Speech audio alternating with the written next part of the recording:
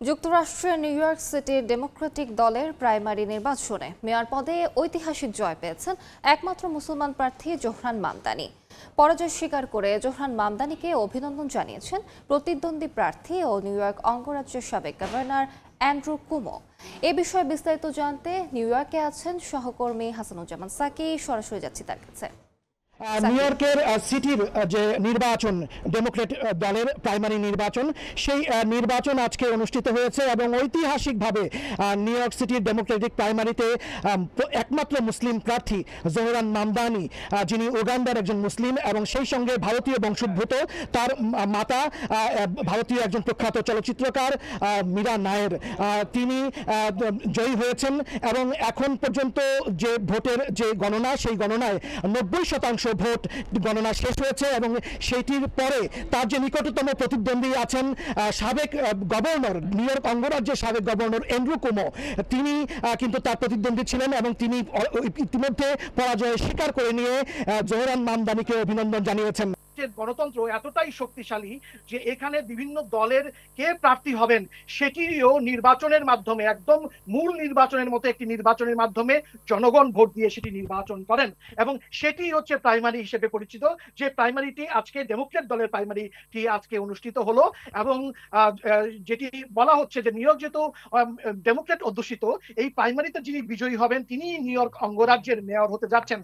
তো আজকে আমরা এখানে আছি, বিভিন্ন জায়গায় উৎসব হচ্ছে জোহরান মামদানির পক্ষে। আমিও সেরকম একটি উৎসবে আছি। কয়েকদিন নিউ ইয়র্ক ভোট দিয়েছেন এবং কেমন ভোট হলো এবং একটু জোহরান মামদানির বিজয় সম্পর্কে কিছু বলেন।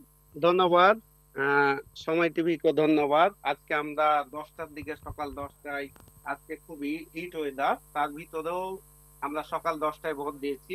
নিউ ইয়র্ক শহরে এই প্রথম রেকর্ড করবে একজন মুসলিম এবং 33 বছর বয়সী জোহরান মামদানি।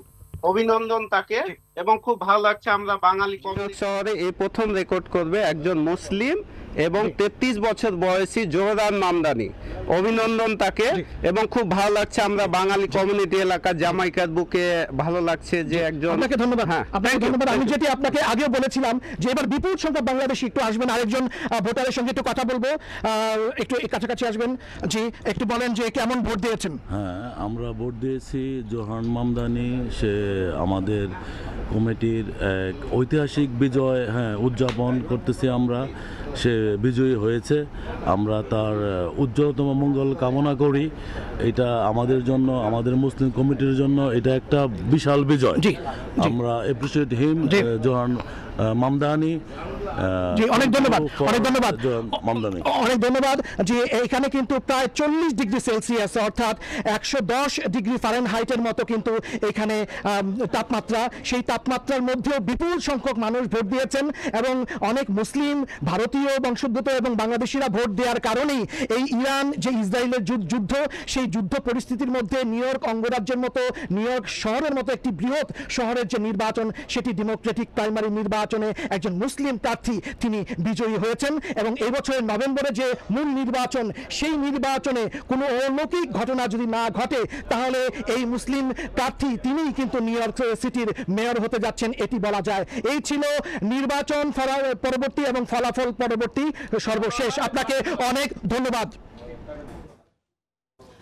সরাসরি যুক্ত ছিলাম যুক্তরাষ্ট্রের নিউ ইয়র্কে।